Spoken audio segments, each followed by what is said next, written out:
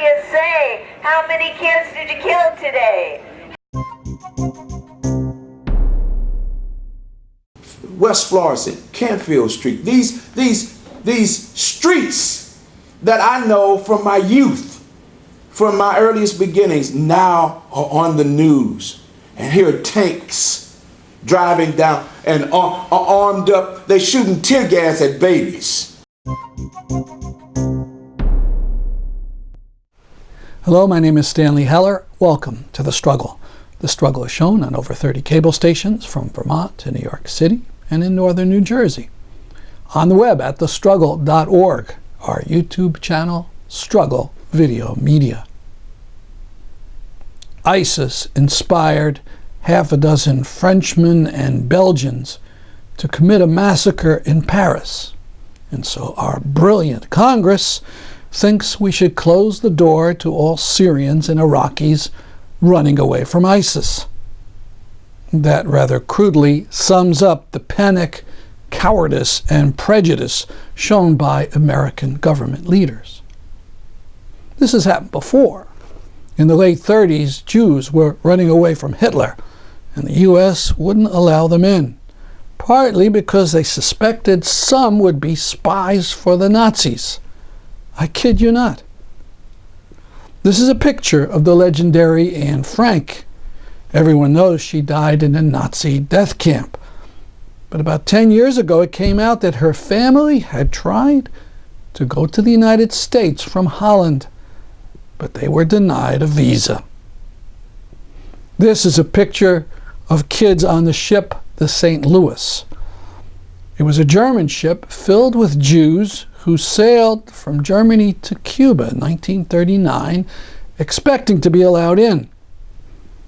Hatred of Jews, however, was whipped up inside of Cuba, and they were denied entry. At one point, the ship was close enough to Miami that the passengers could see the lights. But appeals to President Roosevelt fell on deaf ears, and they were not allowed in, and they returned to Europe. About 250 of the passengers eventually were killed by the Nazis. We don't usually do the flag waving thing, but you've got to admire the power of this meme. And this one. Yes, there are risks, and some terrorists may make it into the United States. But what about U.S. responsibility for the total mess the shock and awe invasion of Iraq made to that country and to the whole Middle East? There was no ISIS and virtually no Al-Qaeda in that whole region until we stuck our nose in. We broke it. We have a responsibility to the survivors. And it should be noted that Turkey, Lebanon, and Jordan have brought in some 2 million Syrian refugees without any security checks at all. Now, the one thing that U.S. politicians should be doing about this, but are not doing, is breaking with the country that has virtually the same beliefs as ISIS and which is widely suspected of allowing its citizens to fund them and other Islamic extremists. I'm talking, of course, about our dear ally, Saudi Arabia.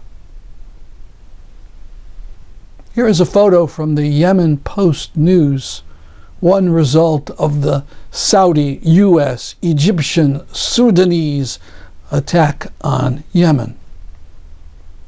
Over 5,000 other dead as a result of this aggression. In Cambridge, Massachusetts, the newly formed Coalition to End the U.S-Saudi Alliance, of which we are a part, held a protest in Harvard Square. Hey, Saudis, what do you say? How many kids did you kill today? Hey, Saudis, what do you say? How many kids did you kill today? Hey, Saudis, what do you say? How many kids did you kill today?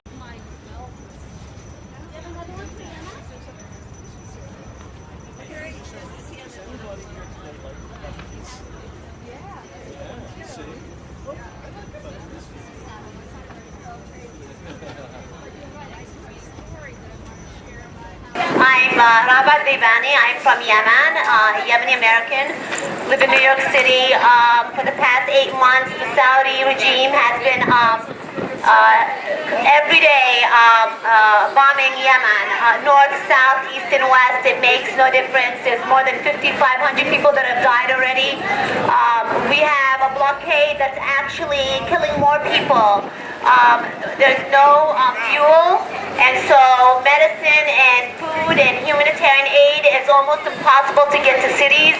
And so this is the biggest catastrophe at this point, and the Saudis will not they will not budge, even though the UAE has kind of pulled out last week. It's really sad because it's not being covered, it's nowhere in the media, and it's because it's this poor country, and it's not as sexy as Syria, you know, but the Yemeni people are suffering tremendously by this ugly aggression. And thank you so much. I really, and the Yemeni people really appreciate you all coming out tonight. Thank you. And it's a dirty game.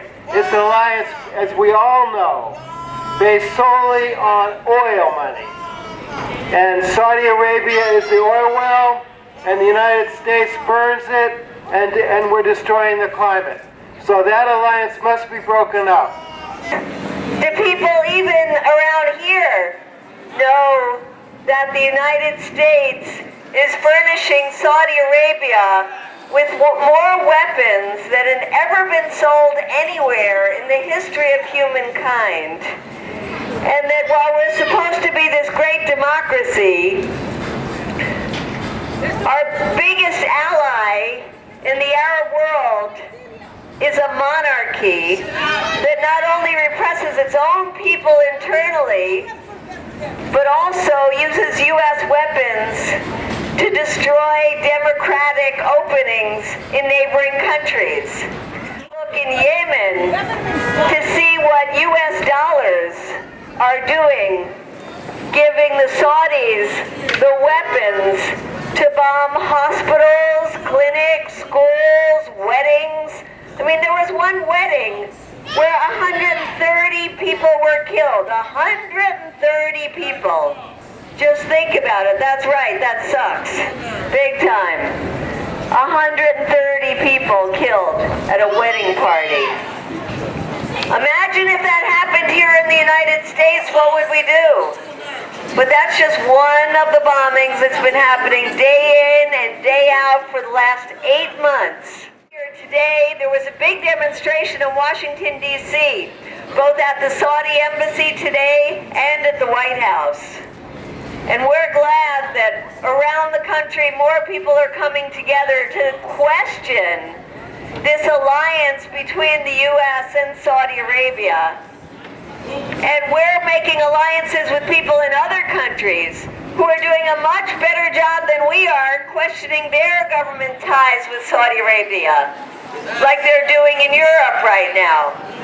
So we have a lot of work to do to educate the people in this country and to put the pressure not only on the Obama administration, but on all of our Congress people to cut the ties that the Saudis have with our government, the think tanks in this country, the universities in this country, to make it clear that taking Saudi money is dirty money, and that we have to end the U.S.-Saudi alliance if we ever want to see an end to all the violence happening in the Middle East, and if we want to be safe here at home. Arms manufacturers, let's talk about Raytheon here in Massachusetts.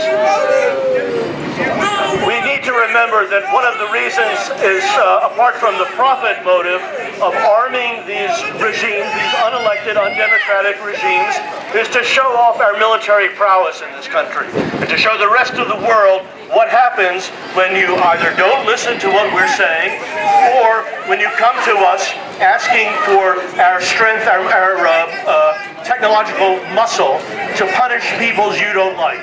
We don't know what's going on here, and in Yemen, what our role in this is, and that's dangerous.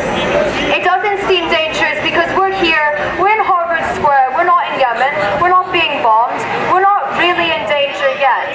So And we can look away and we cannot care. I could go home, I could not be here. I don't have to care, but I do. Because someday this will come back to bite us. Now, a great talk by Hartford's Bishop John Selders. He's from the Ferguson, Missouri area. He was there in 2014 and again this summer. And this is his report. And I had the privilege of meeting Remy last fall in Ferguson, in St. Louis. Got a chance to hear him do what he does. And he blew the roof off the place. There was 5,000, 6,000, 7,000 of us in that space we were in.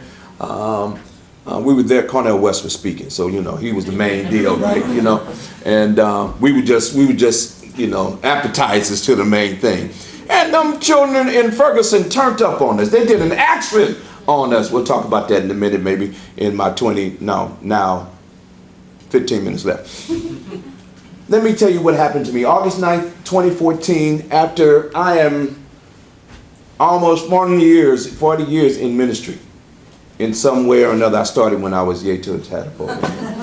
And after doing all kinds of advocacy, I've been to the left of center of most things in ministry from my earliest beginnings, and established myself in a liberal Christian tradition, the United Church of Christ, Congregationalism up here in New England.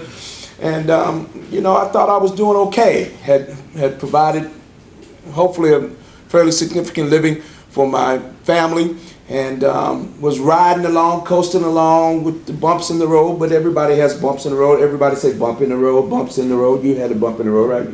You can say bump in the road with me, bump in the road, bump in the road. And August 9th happened. August 9th, 2014, Mike Brown was killed. The town you now know as Ferguson. You didn't know. How many of you had heard Ferguson before August 9th? That's right, one other person, me and Kevin. I grew up in the town. They brought me home from Jewish Hospital in a few years ago. And I went from the hospital I was born in to the corner of McHenry and Hugo, 5601 McHenry, in a town called Kinloch. It is the town just west of Ferguson. It's the oldest African-American town in the state of Missouri. Reverend Kevin was a police officer in that town a number of years later. I told you we share a lot of things. So when I get a text from Reverend Osaji Fuseku, who is another one of my brothers in the work and in ministry, we've known each other for a long, long time. I get a text. He's out in Northern California. In fact, he was a visiting scholar in residence at Stanford University. That sounds so deep. He's not that deep, but it sounds real important, and I get the chance to say it every now and then. He texts me. He said, "Man, this is," and I quote, "the crib is on fire. ... Ferguson." I know what that meant. Kevin knows what that means too. That means home is on fire. They turned up. Something is going on that it ain't pretty, but it might be pretty in our language because we talk that kind of language. I think some of you all talk that kind of language too, turn up and such.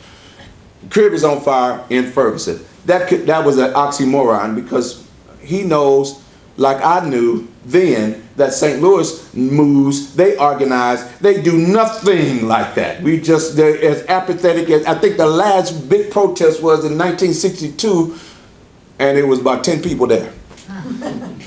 No, I'm serious. The only time St. Louis turns up is when the baseball Cardinals win a World Series.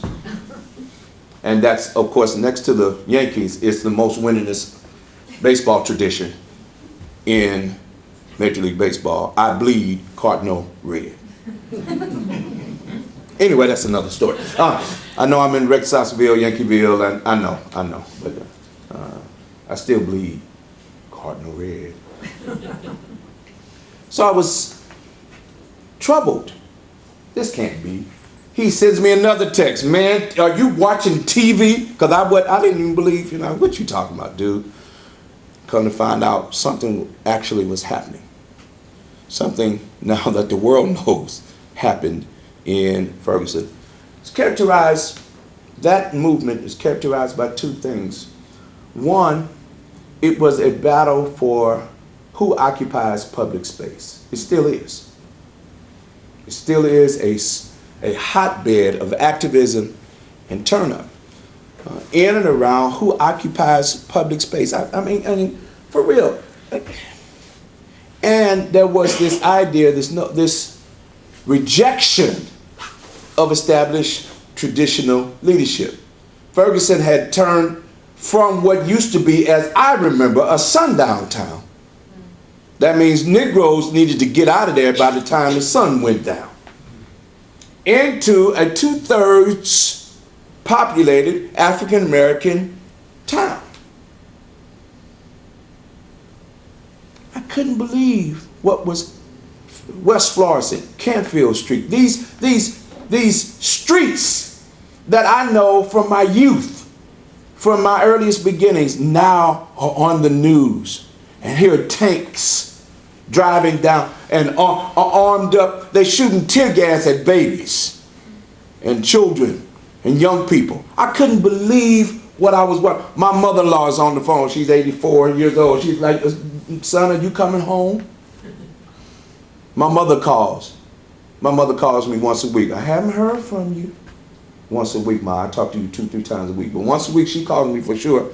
She's calling saying, you know, it looks like they may need you at home. And so we ultimately have been back and forth St. Louis. That's how I got introduced into what is now called the Black Lives Matter movement. It happened in my hometown.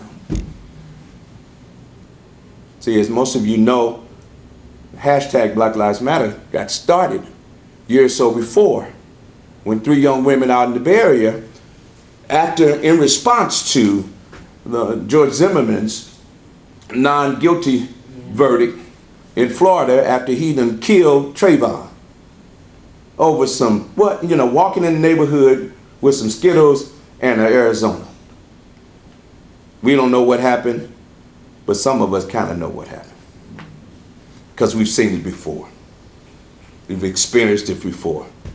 We had to shoot that many times.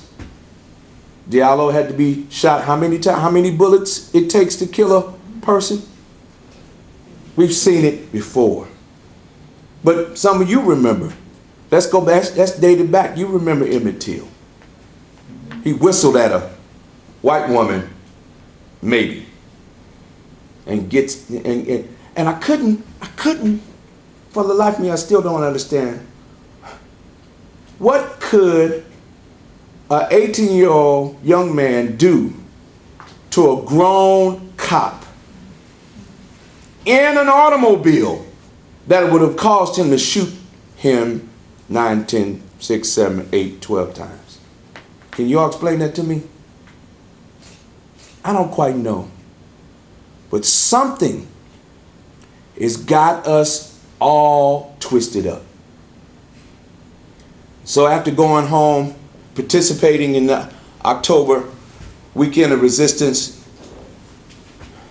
came back to Connecticut, sleepy old Connecticut, wealthy Connecticut,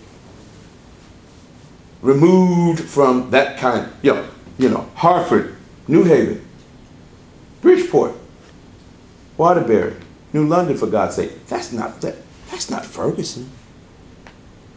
We don't live in spaces where they do that kind of stuff, for God's sakes, do we? We're in the shadow of this great establishment.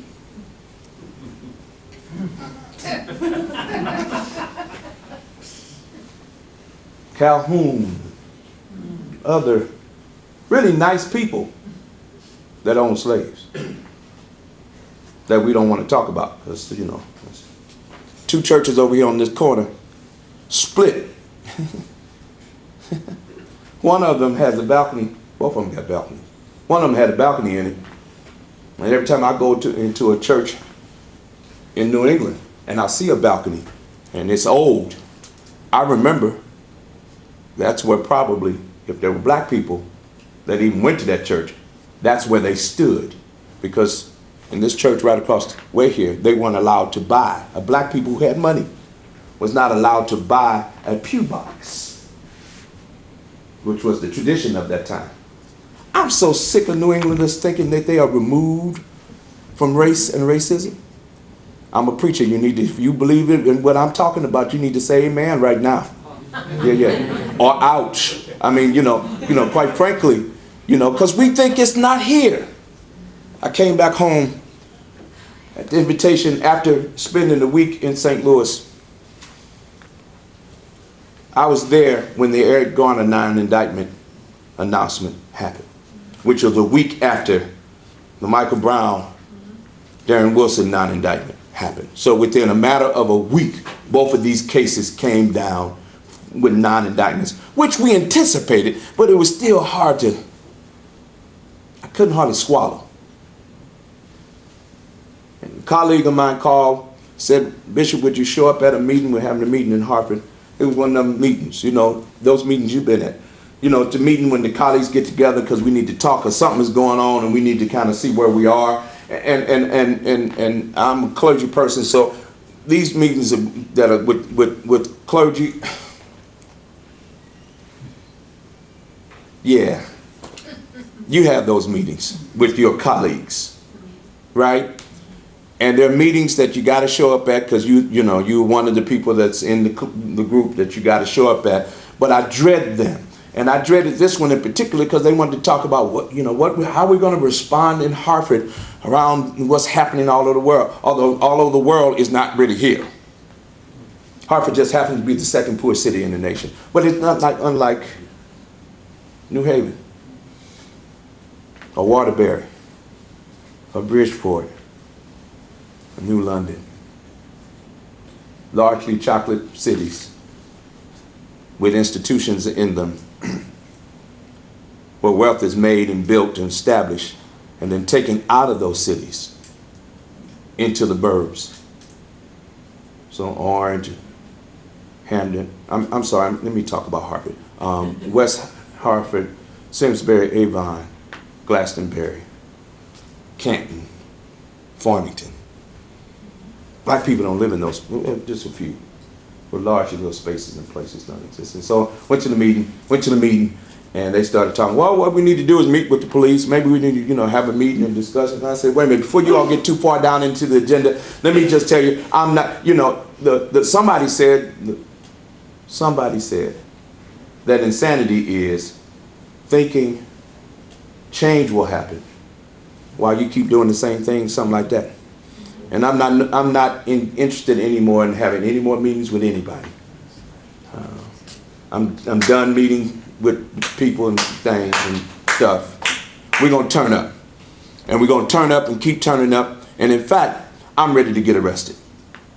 I'm ready to cut up and turn up and shout it out loud, say it silently, lay in the street, block up some stuff, just turn the heck up.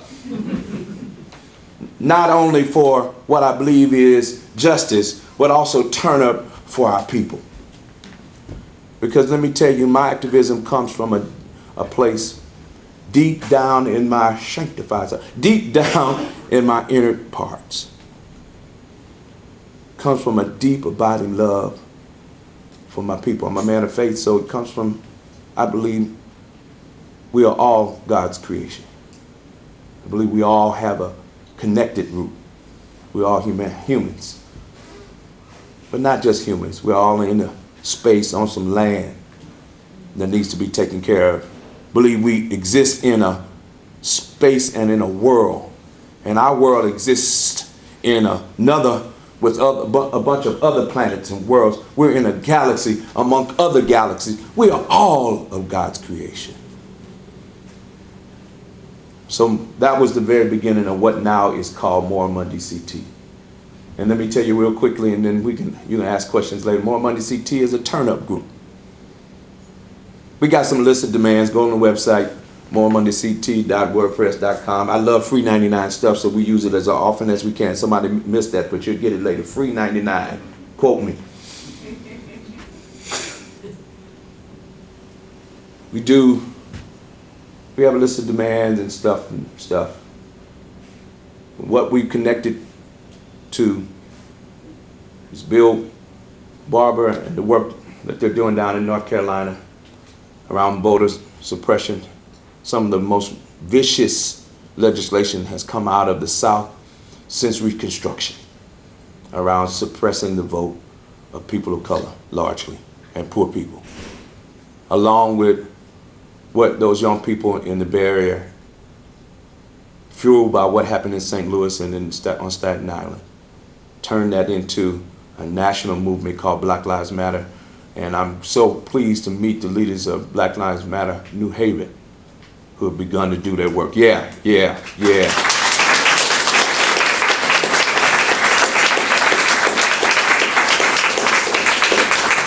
1 in 3 African Americans have had something to do with the criminal justice or injustice system. They're either probation, parole, or locked up. In Hartford, the average income for a family of 4 is less than $24,000 a year. We have the worst dropout rate in public schools of any city in the state of Connecticut. We are just, it's in this richest state, per capita, y'all say, in the country. We have some of the poorest cities in the nation. And am I the only one turned up and mad and upset and frustrated about it? No. But we so sleepy. And can I say or make one more observation? We so old. That's true. And it's troubling to me that in my town, is in Hartford, a youth movement is led by a 52-year-old.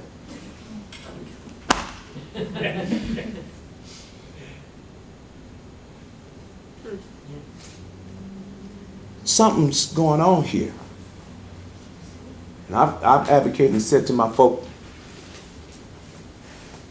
can't you feel that there's a wave, that there's some movement that you ain't have too much to do with, but now it's done taken off, it's took off, and you got to find a way to get on and catch fire. My spiritual guru and leader said, you know, don't ask what the world needs. You know, he said, ask what makes you come alive and do that. Because what the world needs is you to come alive. And when you turn up, when you come alive and catch fire, then the world gets what the world needs, right? And I've advocated, it's funny as I can be. We did an action Monday. The City Line dozen got arrested. We got out in the middle, about some 40, 50 of us, about 75, 80 of us, on a corner, probably the most busiest corner in Hartford, where lots of the wealth goes out of the town. And our target wasn't the police this time. It was the people that drive into these communities. And we stood out there, Black Lives Mattered, and no justice, no peace, and just trouble. And it was the work of all of our actions. We've done 7 or 8 different things. It was the worst. We got the most hate mail. Because as long as we were talking about, isn't it a shame how they beat those black people down there? Isn't it a shame how they mistreat and arrest black people? But when we start talking about, isn't it a shame that the money you make here leaves in its wake the poverty you drive past? That you had to now sit in traffic and be inconvenienced for a few moments. So the question was asked by, I'll close with this. The question was asked by a reporter. He said, Bishop, aren't you concerned about the criticism you're getting because you're shutting down this traffic? I said, so we want to equate inconvenient moments and inconvenient lives. You tell me what's equal. That's our program for today. See you next week at this time. I'm Stanley Heller, and this is The Struggle.